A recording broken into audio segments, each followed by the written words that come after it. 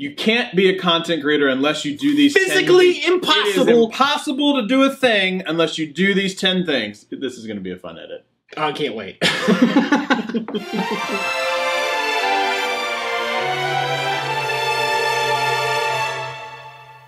Hey everybody, Scott and Greg here for Technically Speaking, coming off of a, I mean, let's be real, failed live show. Not because we didn't want it, because wow, internet hates Santa. So we're going to give you 10 things that you should probably look at if you're trying to be a content creator. So here's the thing, ignorance is bliss. You might be tempted to think that the more you know, the better content you can create, or the more you can target specific demographics. But there's a very fine line between knowing just enough to get by and just becoming so completely obsessed with statistics and analytics and demographics and marketing and all this other stuff that is an important part of being on YouTube that it really just, it takes the fun out of it, man. So that parlays nicely into the fact that number 2, don't look at the analytics. You're gonna be tempted to. This is a serious endeavor, right? You want to make great content. You want to make content that other people are gonna watch. You want to know that the analytics that you're looking at really validates your opinions and validates the content that you're creating and means that you're connecting with people. But it's a double-edged sword. That is the worst thing that I actually started to do. We got caught up in the sub count. How many subs do we have? How many views did I get? How much money am I making? How many thumbs up? Let me go ahead and just tell you right now, it will fundamentally change how you make content. You come back here in 6 months, come back, leave a comment, and tell me that you started looking at analytics and it changed the way you do your videos. So with that in mind, number 3, look at the analytics, because both sides of my mouth talk. It's true. But they're important is the problem. Sounds strange, but don't get lost in them. Yes. If you're gonna look, don't lose why you started making content. Make the content that you want to make. But understand, you're not gonna get the views, and be okay with it. It's not about the views, it's about driving the content in order to get the message that you wanna deliver out to the people. Go with me on this next one. Are you ready?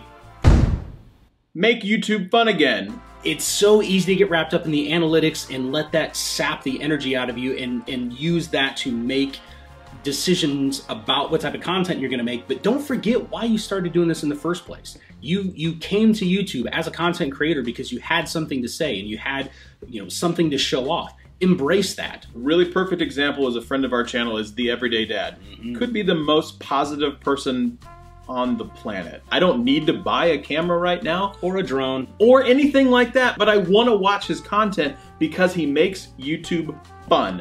So the goal of 19, what we want to do is make YouTube fun again. You might see more videos like this, and sorry if you don't like it, it's still coming anyway, because we want to make content that is fun. So you still want to make YouTube content. Thing is, you don't need an expensive camera. You don't need a ton of gear. What you need is probably whatever you have. Most of us at this point have a smartphone, and that's really all you need.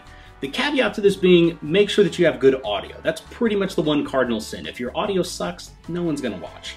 You can get great video with this guy right here, and you can pick up a Rode mic or even something cheap on Amazon or Best Buy or Micro Center or something like that, where you can get really crispy audio for like 20 bucks. So the point is, use what you have. You don't need something fancy, you're just making excuses. Understand what the critical path is for your channel. What I mean by that is, who's your audience? What type of content are you gonna create? Are you creating some type of a learning channel where, you know, the words that you are saying are really, really important?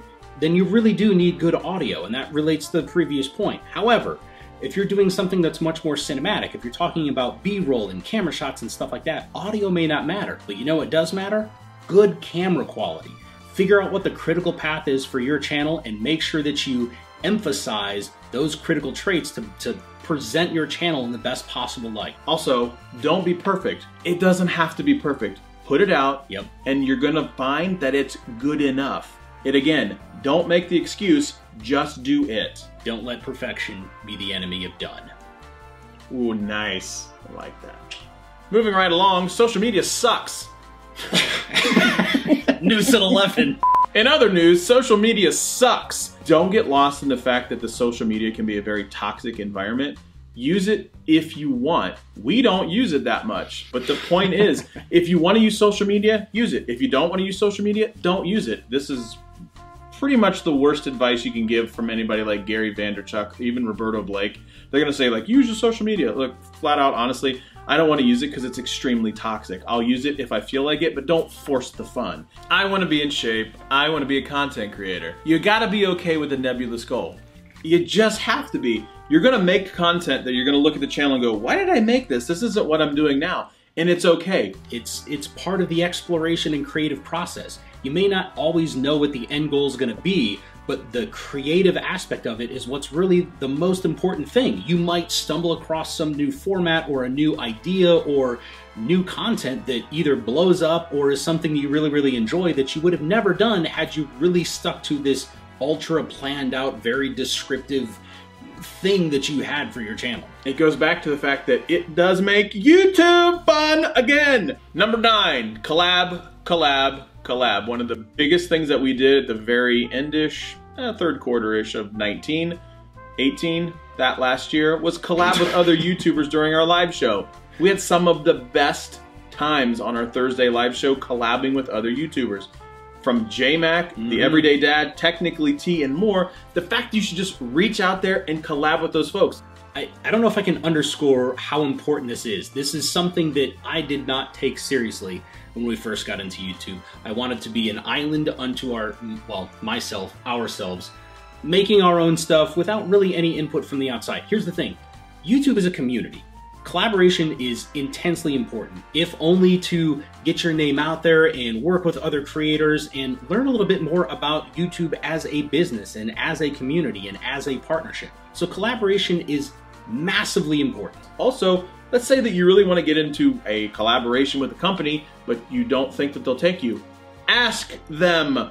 You can never get an answer unless you ask. So if you want to collab, make it happen. You are going to compare yourself to other YouTubers. I assure you. I do it still to this very day and probably will as long as I'm a content creator. The point is, don't compare yourself to other YouTubers. You are not them, they are not you. You might live in somewhat of the same genre, and that's okay too. But don't compare yourself to them because you're never going to be the same. And that's okay. You're not supposed to be. You're gonna go out and you're gonna look at other YouTubers and you're gonna see what they're doing that's kind of in your space, that's very similar to the type of content that you're creating. And you're inevitably gonna draw conclusions based on they're so much more successful than you because they're doing X, Y, and Z and you're not. And it's going to influence the type of content that you create. Some of that is probably good. There are valuable lessons you can learn from other more professional, better content creators. And some of that is going to dilute you. It's going to turn you into a carbon copy clone of what's already out on YouTube. And that's not what YouTube needs. YouTube needs you to be you. So that's it. Top 10 things if you want to be a content creator in 19. Come back in 19 and tell us that you're this big content creator and that we were your influence and shower us with money. Probably not that last part. Something like that, words. As always, like, share, subscribe, thumbs up, leave a comment below telling us that we're right. Live shows on Thursdays if the internet works. And we will see you next time. See ya.